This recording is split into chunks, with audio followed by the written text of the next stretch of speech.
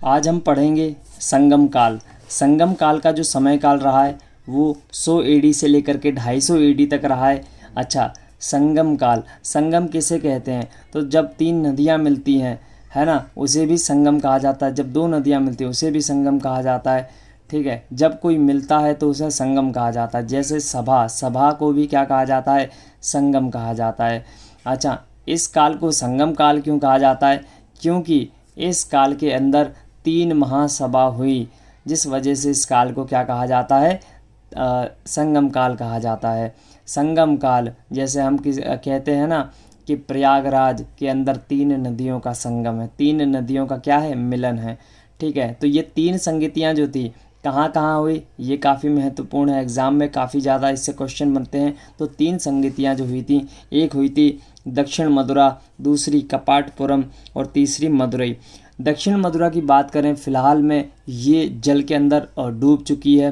ठीक है, तो अभी हम अगर जाएं तो हमको नहीं मिलेगी। ठीक है, बट दक्षिण मथुरा के अंदर जब ये हुई थी संगति, तब इसके अध्यक्ष कौन थे? अध्यक्ष कौन थे? तो इनके जो अध्यक्ष थे, अगर अध्यक्ष का नाम था अगस्त ऋषि। अध्यक्ष का नाम क्या था? अगस्त ऋषि। ठीक है, अगस्त ऋषि कहाँ के थे मूलतः? तो वैसे तो ये बनारस के थे। अगस्त ऋषि कहाँ के थे? बनारस के थे, लेकिन फिर भी इनको तमिल भाषा का क्या कहा जाता है? पितामह कहा जाता है। किसे? अगस्त ऋषि को। पहली जो सभा हुई थी दक्षिण मथुरा में हुई थी और इसमें कुल 89 राजाओं ने क्या लिया था? भाग लिया था। हम बात करेंगे कपाटपुरम की। दूसरी जो संगति हुई थी, दूसरी जो सभा हुई थी, वो हुई थी कपाटपुरम में। अध्यक्षता इसकी की थी तोलकाप्पियम ने। किसने की थी? तोलकाप्पियम ने। तोलकाप्पियम ने पुस्तक भी लिखी तोलकाप्पियर। इसके अंदर जब ये अध्यक्षता हुई कपाटपुरम में, तो इसकी अध्यक्षता तोलकाप्पियम ने की। लेकिन इसके अंदर कितने राजाओं ने भाग लिया? तो 59 राजाओं ने क्या लिया? भाग लिया। मैं बात करूं मदुरई की, तो जो मदुरई है, तीसरी सभा कहाँ पर हुई थी? मदुरई में हुई थी। पहली दक्षिण मथुरा, दूसरी कपाटपुरम और तीसरी मदुरई में। मदुरई की बात करें तो इसकी जो अध्यक्षता थी वो किसने की थी? नक्कियर ने की थी। नाम थोड़े अजीब लगेंगे, है ना, लेकिन ये नाम काफ़ी महत्वपूर्ण है, क्योंकि आपने पहले कभी ज़्यादा इसको नोटिस नहीं किया होगा, लेकिन ये एग्ज़ाम के पॉइंट ऑफ व्यू से काफ़ी ज़्यादा महत्वपूर्ण है। ठीक है, तो पहली में 89 राजाओं ने भाग लिया, दूसरे में 59 राजाओं ने और तीसरे में 39 राजाओं ने भाग लिया। ये दक्षिण भारत का मैंने नक्शा बनाने की कोशिश की है, हालांकि मैं उसमें पूरा सफल तो नहीं रहा हूँ, लेकिन जितना भी आपको समझ में आ रहा है तो समझिए। ये जो केरल वाला हिस्सा है, ये दिख रहा होगा आपको, तो इस प्रदेश के अंदर कौन सा वंश था? चेर वंश था। कौन सा वंश था? चेर वंश था।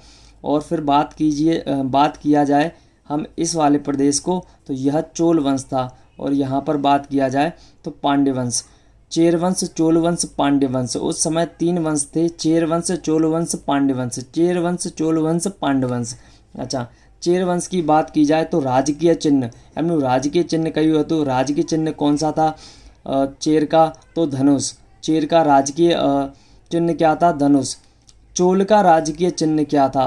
तो बाघ। अच्छा, धनुष के सामने क्या है? बाघ। तो याद रखिएगा, चेर, चेर के सामने चोल, धनुष, धनुष के सामने बाघ।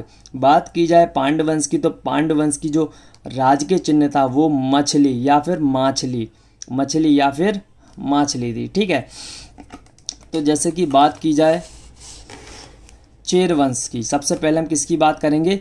चेर वंश की बात करेंगे। कि जो चेर वंश है, चेर वंश का एक्चुअली में चेर वंश का नाम जो पढ़ा वो कहाँ से पढ़ा? तो चेर का मतलब होता है पर्वतीय क्षेत्र। चेर का मतलब क्या होता है? पर्वतीय क्षेत्र। और अभी हमने नक्शा में देखा कि जो केरल वाले हिस्सा, इसी को क्या कहा? यहीं पर कौन सा वंश था? चेर वंश था। और वैसे भी यहाँ पर आप देखेंगे काफ़ी ज़्यादा पहाड़ हैं केरल के अंदर, काफ़ी ज़्यादा पर्वत है, तो पर्वतीय क्षेत्र क्या है? चेर।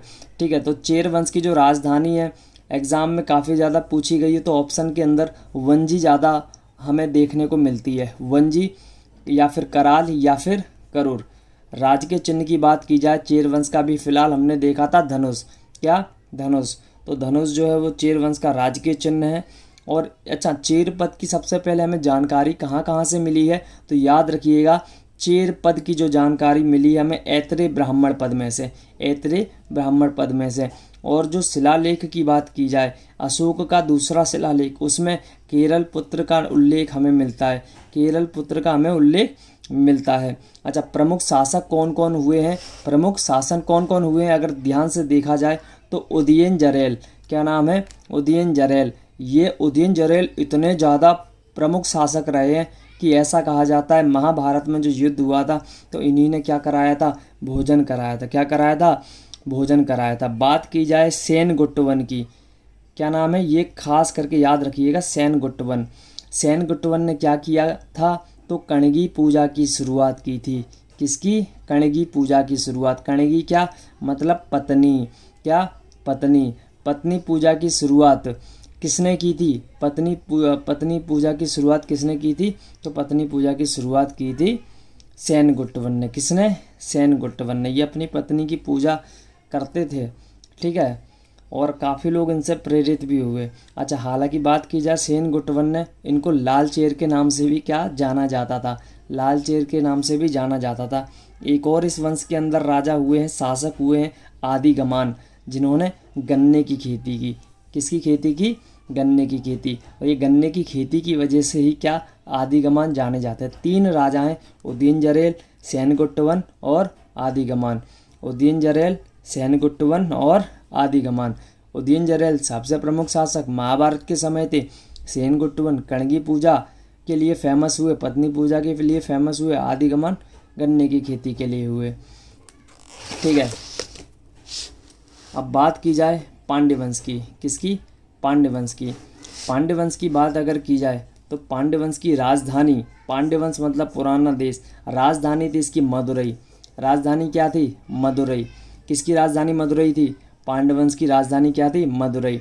तीनों जो संगतियाँ हुई थी वो इसी क्षेत्र में हुई थी, पांडवंश में हुई थी। कहाँ पर हुई थी, पांडवंश में हुई थी। अच्छा, पांडवंश की सबसे ज़्यादा जानकारी हमें कहाँ से मिलती है, इंडिका। वैसे आप कमेंट बॉक्स में बताइए या फिर आप इस क्वेश्चन का जवाब दीजिए कि इंडिका की रचना किसने की थी, ठीक है। और बात की जाए प्रमुख शासक की तो नेडियोन। पांडवंश की राजधानी सबसे इम्पोर्टेंट है मदुरई। त्योहारों का शहर या फिर हम कह सकते हैं मीनाक्षी मंदिर कहाँ पर है, मदुरई में। तो पांडवंश की राजधानी क्या थी, मदुरई। 3 संगतियों का आयोजन कहाँ हुआ, पांडवंश में। इंडिका में इसकी किसकी जानकारी मिलती है, पांडवंश की। नेडियोन कहाँ का शासक था, पांडवंश का। नेडियोन ने किसकी शुरुआत की, समुद्र पूजा की। नेडियोन ने किसकी पूजा की शुरुआत की, समुद्र पूजा की, ठीक है। सबसे ज़्यादा युद्ध इसी वंश में हुए। चिन्ह इनका क्या था, मछली। चिन्ह क्या था, मछली। चिन्ह क्या था, मछली, ठीक है। मीनाक्षी मंदिर के लिए मीनाक्षी मंदिर कहाँ पर स्थित है, तो याद रखिएगा कहाँ पर स्थित है, बताइए मीनाक्षी मंदिर कहाँ पर है। हाँ, बिल्कुल सही जवाब, मीनाक्षी मंदिर है ये मदुरई में। त्योहारों का शहर मदुरई को कहते हैं। अच्छा, पांडवंश के जो लोग थे वो मात्र सत्तात्मक थे। कैसे थे, मात्र सत्तात्मक थे। तो ये भी काफ़ी ज़्यादा महत्वपूर्ण लाइन है। प्लस जो मोतियों का व्यापार, मड़काउनो व्यापार करता था। मड़काउनो व्यापार करता था। कौन मड़काउनो व्यापार करता था, तो पांडवंश के लोग। किस किस देश के साथ में, रोम देश के साथ में। किस देश के साथ में, रोम देश के साथ में, ठीक है। अब हम देखेंगे चोल वंश। तो अब हम देखेंगे चोल वंश। चोल वंश की बात की जाए तो चोल वंश मतलब नवा प्रदेश। चिन्ह इनका, राज के चिन्ह क्या था, वाघ। जैसे पांडवंश की राज के चिन्ह मछली, वैसे चोल वंश का राज के चिन्ह वाघ। अच्छा, जानकारी कहाँ से मिलती है हमें चोल वंश की, तो जानकारी हमें मिलती है अष्टाध्यायी से। जानकारी हमें कहाँ से मिलती है, अष्टाध्यायी से। अच्छा, पांडवंश की राजधानी क्या थी, मदुरई। चेरवंश की राजधानी क्या थी, चेरवंश की राजधानी थी क्या बोलते हैं, अरे यार, कराल, वंजी, करोर, ये अलग अलग नाम थे ना इनके। हाँ, तो ये जो नाम थे किसकी राजधानी के थे, तो चेरवंश की राजधानी के थे। चोल वंश की राजधानी क्या है, तो तंजावुर, मंतूर, उरैयूर, ठीक है। तो ये जो सारे नाम आपको दिख रहे हैं, जिसमें से खास करके तंजौर या तंजावुर काफ़ी ज़्यादा एग्ज़ाम में पूछा गया है, चोल वंश की राजधानी, ठीक है। तो याद रखिएगा। अब बात की जाए कि ये जो प्रदेश थे, ठीक है, इसमें प्रतापी शासक कौन कौन से थे, तो 2 प्रतापी शासक हुए हैं। नाम छाप लीजिए दिमाग में, ठीक है, ये आपको नंबर छाप के देगा। कारिकल और एलारा, कारिकल और एलारा, कारिकल और एलारा। कारिकल की बात की जाए तो इसने ऐसा क्या महान किया, तो इन्होंने कावेरी नदी किनारे, कौन सी नदी किनारे, कावेरी नदी। अच्छा बताइए, आप लोग बताइए कावेरी नदी का उद्गम स्थान क्या है। अच्छा, कावेरी नदी किनारे क्या एक बांध का निर्माण किया, कावेरी नदी किनारे एक बांध का निर्माण किया। 160 किलोमीटर का ये लंबा बांध था, ठीक है। इस पे और पुहार बंदर का निर्माण किसने किया, तो कारिकल ने किया। कारिकल कावेरी नदी के पास में 160 किलोमीटर का बांध का निर्माण किया। एलारा की बात की जाए, एलारा की बात की जाए तो श्रीलंका जीता भाई ने, क्या जीता, श्रीलंका जीता। और कितने सालों तक शासन किया, 50 सालों तक शासन किया।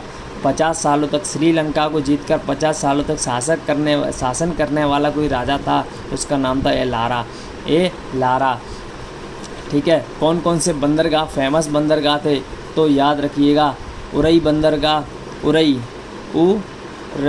उरई बंदर अने पुहार बंदर બંને બંદરો કાફી મહત્વપૂર્ણ છે એક્ઝામની દૃષ્ટિએ આપણે વાત કરીએ તો આ છે ચોલ વંશ। આપણે ચોલ वंश, पांड्य वंश અને चेर वंश ત્રણેયની चर्चा की थी। और सबसे जो महत्वपूर्ण था वो पूरा टॉपिक संगम काल जो था, काफ़ी ज़्यादा महत्वपूर्ण एग्ज़ाम की दृष्टि से। तो मिलते हैं अगले वीडियो में, दक्षिण भारत की ओर चलेंगे, दक्षिण भारत की ओर नेक्स्ट वीडियो में देखेंगे। तब तक के लिए जय हिंद, वंदे मातरम।